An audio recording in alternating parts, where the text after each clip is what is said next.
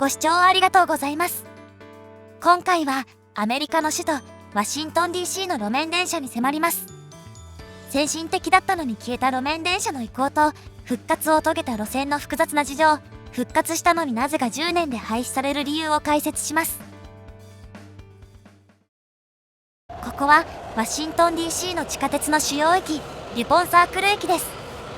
DC の地下鉄は1976年に開業し、路線延長は今では208キロあります。地下駅の衣装は大体似ており、板チョコのようなコンクリートブロックの仕上げが特徴です。照明は最小限で、ホームの端と線路の間の間接照明がメインなので、結構暗いです。デュポンサークルは DC の中心部よりも少し北にあります。文字通り円形交差点と広場の上にあり、全部で10本の道路が合流しています。地下鉄を補うバス路線もたくさんあり、交通の要衝です。DC の地下鉄は他の路線と交差しないところでも深い場所にあります。デュポンサークル駅は地下60メートルの深さにあり、日本で一番深い都営大江戸線の六本木駅も真っ青になるレベルです。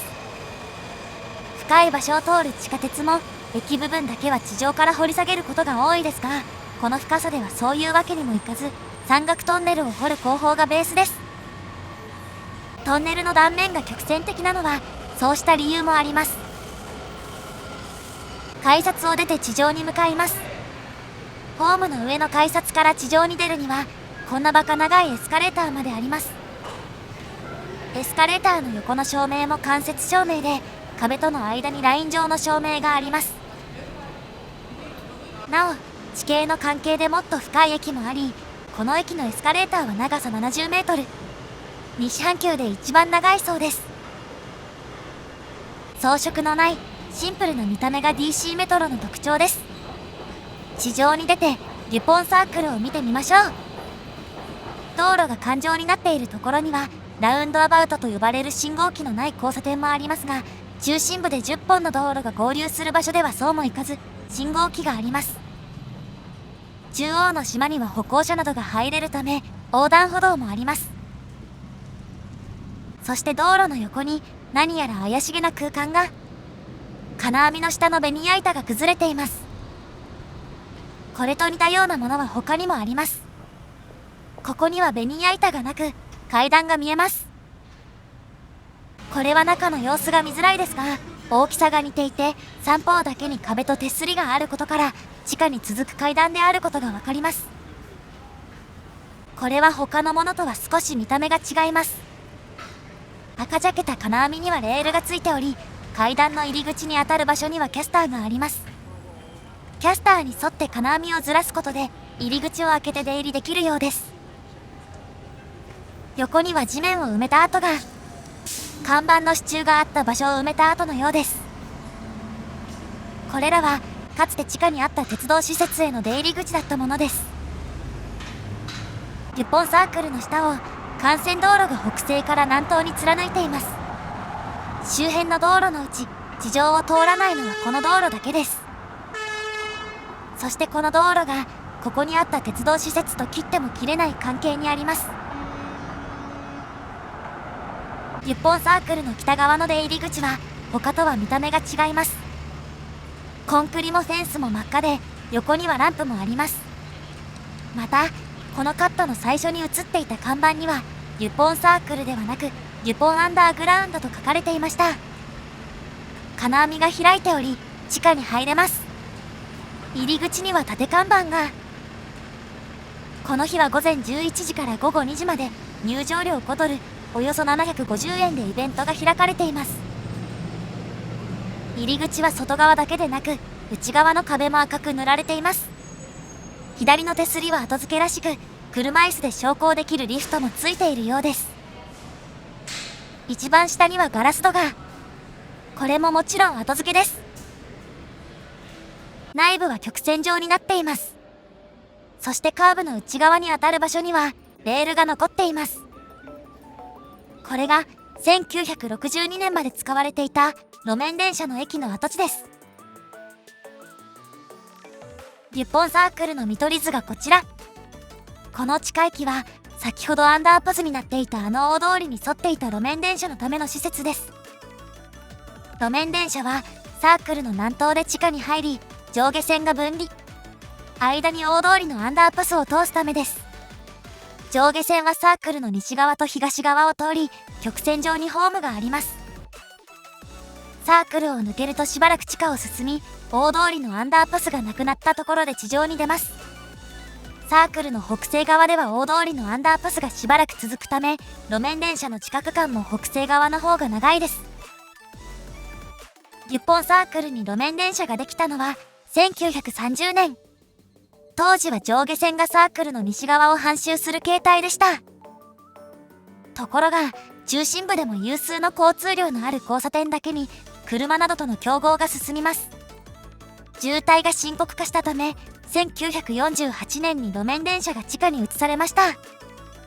同時に大通りのアンダーパスも開通しています。駅は西側に5カ所、東側に4カ所の出入り口があり、サークルの周りから幅広くアクセスできます。当時としてはかなり先進的な施設だったものの、これ1カ所では路面電車が渋滞を助長するとして邪魔者扱いされていた情勢は覆せませんでした。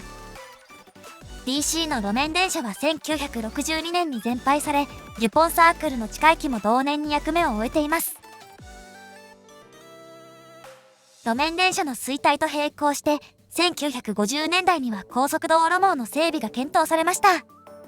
1956年、政府が高速道路の建設を後押しする法律を制定し、週間高速道路の建設に巨額の資金を投じ始めると、DC もそれに乗っかり、中心部を通る大規模な高速道路網を建設する計画を立てました。ところがこの計画は、当時のアメリカで最も強力と言われる抵抗に遭いました。計画ルートが歴史的、景観的に重要な地区を分断し、破壊する恐れがあったこと、多くの住民の立ち退きが必要となり、特に貧困層などが影響を受けることが理由です。1960年代初頭には、既存の路面電車網に代わる地下鉄の建設計画が具体化し、1976年以降から順次開業しています。デュポンサークル駅の下にある地下鉄は、路面電車とは構造的に独立しています。路面電車の施設は道路のアンダーパスと勝ち合っていたほか、トンネルが小さくてカーブもきつく、1両あたり23メートルの地下鉄に流用するのは現実的ではないです。その後、路面電車の駅跡をフードコートに転用する計画なども立てられたものの、最終的に今のデュポンアンダーグラウンドに落ち着いています。地下構造物は大きく4つに分けられ、北西のトンネルがおよそ2800平方メートル、駅部分のトンネルが東西それぞれおよそ1400平方メートル、南東のトンネルが1400平方メートルです。デュポンアンダーグラウンドとして使用されているのは、このうち東側の一部です。デュポンアンダーグラウンドは、アートの展示やコンサートを目的とした場所です。2014年頃に、地元の非営利団体がこのスペースを借り受け、デュポンアンダーグラウンドとして再生させるプロジェクトを始めました。レールやホームといった路面電車の施設をある程度残しつつ、ギャラリーに改装されています。入り口の車椅子リフトのほか、天井にはスプリンクラーと思われる設備も追加され、それなりに投資されているのがわかります。広大で荒涼とした地下空間は、そのユニークな雰囲気から人気を集めています。レールの間にある溝は電気を集めるためのものです。DC の路面電車では地中高終電方式と呼ばれる珍しいシステムが採用されていました。線路の間の溝に給電用のレールがあり、車体下部から伸びた終電装置で電気を取り込む方式です。この方式が採用されたのは景観保護のため、1889年に連邦議会によって中心部での河川の設置が禁止されたため、路面電車を電化するためにこの方式が採用されたのです。ただしこの方式は建設と維持にコストがかかり、故障しやすい欠点もありました。郊外では通常の河川方式に切り替わる区間もあったため、河川方式に対応するトロリーポールを備えた車両もありました。なお、DC の路面電車には線路跡が今でも残っている場所があります。石畳の軌道は撤去するのにコストがかかり、地中高終電方式ではそれがさらに顕著だからでしょうか。この地中高終電方式は今回ご紹介する別の路面電車にも影響しています。そしてリュッポンサークル内の公園は国立公園局によって管理されています。中央には噴水があり、人々の憩いの場です。アメリカでは大都市の中心部にリスが放され、野生化して暮らしに溶け込んでいます。かわいい。リュッポンサークルの地下駅は1948年から1962年まで14年しか使われていないです。それ自体は画期的だったものの、路線網全体では車と競合する場所が多く、渋滞の影響を避けられなかったからです。革新的な設備もそれだけでは長く使用されるとは限らず、場合によっては短命に終わりうることを示しています。リュッポンサークル駅から地下鉄に乗り、ユニオンステーションに到着です。郊外鉄道を運営するアムトラックと接続しています。以前旅行チャンネルでご紹介したアセラエクスプレスの終点でもあり、アムトラックの駅は行き止まり式です。駅舎も超絶荘厳で、アメリカの大都市の拠点駅といった感じです。この駅舎は南を向いており、駅前にはゆったりとした街並みが広がります。ホワイトハウスや合衆国議会議事堂はユニオンステーションの南西にあります。一帯は緑豊かで、リュポンサークル周辺のような建物が密集していたエリアとは一線を画しています。こうした地理的特性も今回の話に関わってきます。今回ご紹介するもう一つの路面電車の乗り場はユニオンステーションの正面の反対側、駅の北側にあります。その名も DC ストリートカー。見るからに新しそうな車両が特徴のこの路線は2016年2月に運行を開始したもの。まだ10年も経っていないです。駅の北西にあるバスターミナルの横を進みます。地下鉄とアムトラックの駅は外に出ずに行き来できますが、 DC ストリートカーは違います。屋根がないので雨が降れば濡れるほか、案内看板がないところもあるので道に迷いやすいです。道行く人の数も明らかに減っていき、本当にこの道で良いのか不思議になってきます。 DC ストリートカーのユニオンステーションは駅の北側、アムトラックの線路をまたぐ橋の上にあります。ホームが橋の真ん中あたりにあるため、横断歩道を渡ってもまだしばらく歩きます。地下鉄からの乗り換えルートは500メートルほどですが、上下移動があったり曲がりくねったりしているので、お世辞にも分かりやすいとは言えないです。止まっている列車には間に合わなかったので、次の列車まで待ちます。運転間隔は12分間隔。朝ラッシュなども同じです。運行時間帯は曜日によってばらつきがあり、一番長い金曜は朝6時から深夜2時、一番短い日曜は朝8時から夜10時です。地下鉄やアムトラックと接続するユニオンステーションにもかかわらず、列車が出た直後とはいえ、お客さんが少なくて寂しい感じです。駅のポスターには Welcome to DC ストリートカーの文字が。 DC ストリートカーの路線はユニオンステーションから東に伸びるおよそ 3.5 キロ。右の方には黒い破線もあり、これはおよそ3キロの延伸計画です。今の終点は地下鉄と接続していないものの、延伸されれば両端が地下鉄とつながります。また西側に延伸して市内中心部などを結ぶ計画もありました。ユニオンステーションは列車の折り返しがしやすいよう、ホーム1つ、線路1本です。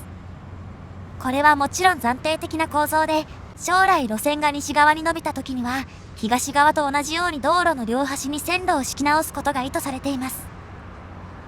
線路が道路の端から中央に移るところにポイントがあり、線路を付け替えやすくなっています。ただし西側への延伸はもとより、路線図にもあった東側への延伸も実現することはありません。一体なぜそうなったのか、車両や沿線を見ながら紐解きます。車両は全長 20.12 メートルと日本でもよく見られるサイズ感です。3両連接車で、中央の車両には台車がありません。中央の車両は両側の車両で支えられている、いわゆるフローティング構造です。台車を減らせるので機構を単純化でき、車輪の出っ張りがないので車内レイアウトに自由が利きます。ドアは中央の車両に片側2箇所あり、ドアの周りの立ち席スペースを広くして乗りやすくしています。そしてこの DC ストリートカー、ドアの窓には It's Free to Ride の文字が、英語には Feel Free to という表現があり、どうぞ〇〇してくださいという意味で使われますが、これは違います。そう、無料で乗れるのです。開業から9年、DC ストリートカーは有料化されたことがありません。ドアは一定時間が経過すると自動で閉まるタイプです。中央の車両だけが定床式で、両側の車両には階段があります。全体を定床式にするとコストがかかるので、定床式の部分とそれ以外を分ける合理的なアプローチです。座席は進行方向または逆を向いたクロスシートで、床が高い両端の車両からは眺めも良いです。運転台は窓も大きく、運転しやすそうです。出発です。アムトラックの線路をまたぐ橋を降りると、通り沿いにはお店が並び、ユニオンステーションの乗り場よりも活気があります。この商業エリアが DC ストリートカーがここにできた大きな要因です。通り沿いの商業エリアは一時期経済的に停滞しており、地域活性化のきっかけにする役割が期待されました。路面電車が走ることで不動産価値が上がり、新規事業を誘致する効果を狙ったのです。また、自動車交通から排出ガスのないクリーンな電動交通への転換を促すのも目的です。DC が目指す持続可能な都市の象徴として位置づけられたのです。さらに、バスと地下鉄に依存する DC の公共交通網により手軽で柔軟性の高い選択肢を加えることも目的です。特に短距離や地域内移動の利便性を高めるため、路面電車に白羽の矢が立ったというわけです。投じられた予算はおよそ2億ドル、当時のレートで200億円以上です。車内は平日夕方5時台にもかかわらずガラガラで、座席も相当余っています。逆方向の列車も同じで、両方向とも乗客が少ないです。乗客を集められない立地とは思えないですが、沿線のお店にはシャッターが下りたままのところも見られます。途中から線路は道路の中央に移動し、スピードも出るようになります。終点の手前には車両基地もあります。車両は全部で6編成あります。20分ほどで終点に到着です。道路と同じ場所を走る併用軌道であることに加え、路面電車を優先するような信号制御がないらしく、意外と時間がかかります。ユニオンステーションとは異なり、この駅には線路が2本あります。ホームで直接折り返すのではなく、一旦ホームの先まで改装されてから折り返します。線路は駅から離れた橋の手前まで続いており、そこで合流しています。その先にも線路を簡単に伸ばせるように、2本の線路はまっすぐ続いており、折り返し線がその間に収まっています。延伸に向けた準備工事がなされているように見えますが、線路はあそこで終わっています。最初の開業区間は 3.5 キロ。ここから地下鉄の駅までの3キロを合わせても 6.5 キロで、一度に整備する距離としてはそれでも短めです。駅は川の西側にあり、周りには公園やゴルフ場があるため、賑わいは限られています。路線がこの駅で終わっているのには、主に3つの理由があります。まず、近隣にあるスタジアムの敷地問題。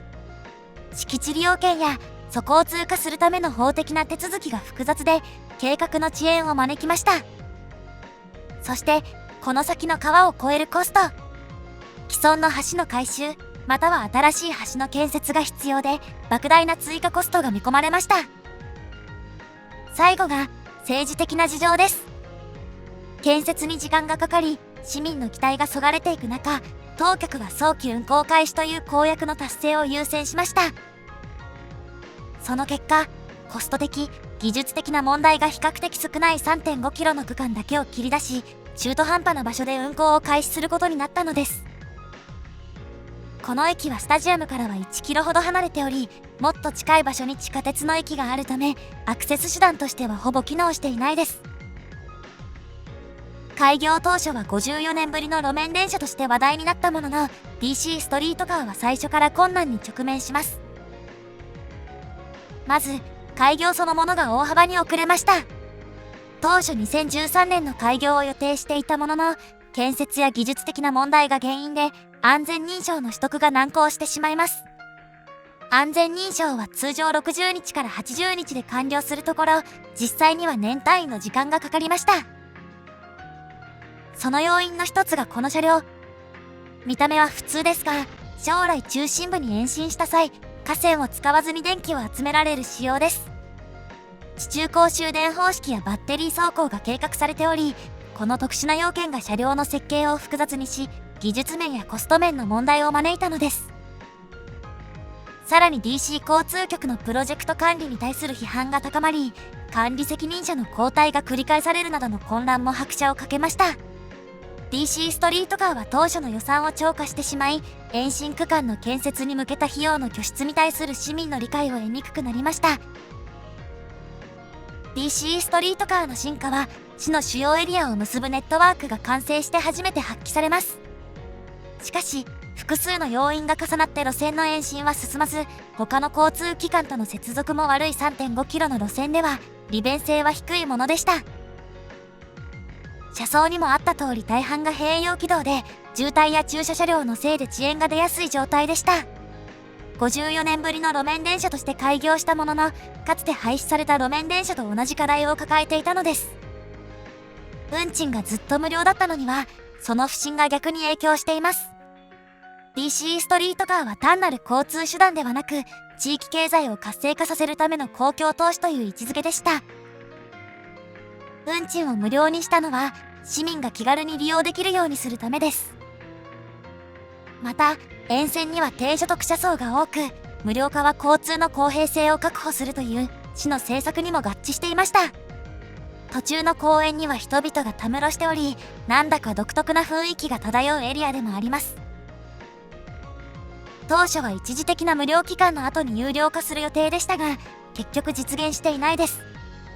当局は有料化すれば利用者がもっと減り、プロジェクトの失敗が明らかになるとして、無料運行を継続せざるを得なくなったのです。また、運賃を徴収するためのシステムを導入し、維持するコストが見込まれる収入に見合わないという判断もあったようです。運賃収入がないため、年間1000万ドル、およそ15億円の運行コストは全額税金で賄う必要がありました。この巨額の持ち出しが DC ストリートカーの継続を困難にしていきました。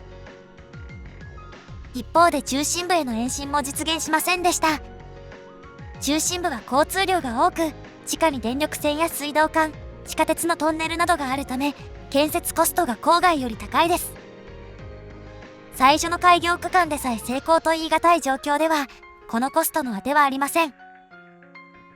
さらに中心部への延伸は、単なる交通問題以上の政治的、社会的な摩擦を生みました。延伸区間を通る中心部や西側の人々は、工事による渋滞などへの影響を懸念しました。さらに、中心部が低所得者層が多い地域とつながることで、そうした人々が中心部に流入することへの拒否感もあったといいます。DC は歴史的に高所得者層と低所得者層の居住地域が分かれており、そうした抵抗が生じやすい素地があったのです。当局は問題の多い DC ストリートカーよりも地下鉄やバスのサービス改善に予算と労力を割くようになったのです。2020年には感染症の拡大で市内の交通機関の利用者が激減。その後も通勤需要が回復せず、利用者数は感染症の拡大前の水準には戻りませんでした。市の財政見直しの中で、利用者が少なく、巨額の税金が投入される DC ストリートカーへの批判が再燃し、廃止論が本格化していきます。2025年5月には、市長が2027年7月までの路面電車の運行契約を更新しない方針を予算案に盛り込み、DC ストリートカーの廃止宣告となりました。10月には、市長の方針に基づき、2026年3月末で運行を終了することが決まっています。2026年1月4日からは、廃止に向けた準備として日曜日の運行を廃止し、運行時間も短縮。運行間隔も12分から20分ごとに縮小されるなど、事実上の最終段階に入ります。公式サイトを開くと、3月末での運行終了がポップアップで出てくる状態です。当初は EV バスへの置き換えが検討されていたものの、結局は一般のバスに代替される可能性が濃厚です。車両は運行終了後も市が所有し続けるため、すぐに解体されるわけではないです。もちろん、保管にもコストがかかります。当局は購入してくれる事業者を探していますが、目処は立っていないです。日本では軌道法で車両の全長が30メートルに制限されており、それゆえに規格がある程度揃っています。2005年に名鉄の通称 600V 線区が廃止された際は、比較的新しい車両が他社に譲渡されています。一方、アメリカの路面電車は日本とは違い、そうした制限が緩いです。全長30メートル以上ある車両は当たり前で、高い輸送力があります。以前ご紹介したサンフランシスコのように、ホームの高さが変わるのに合わせて、車両の床が階段状になるメカを搭載した車両もあるなど、各都市の実情に応じた車両が導入されています。規格が特殊な割に、それほど乗客を乗せられない DC ストリートカーの車両に引き取り手が現れるか、かなり怪しいところです。日本でも2023年に宇都宮でライトラインが開業し、世界的にも路面電車を見直す動きが広まっています。そんな中、DC ストリートカーの運行終了は、路面電車のような大規模プロジェクトの難しさと、個々の都市が抱える課題を浮き彫りにしています。ご視聴ありがとうございました。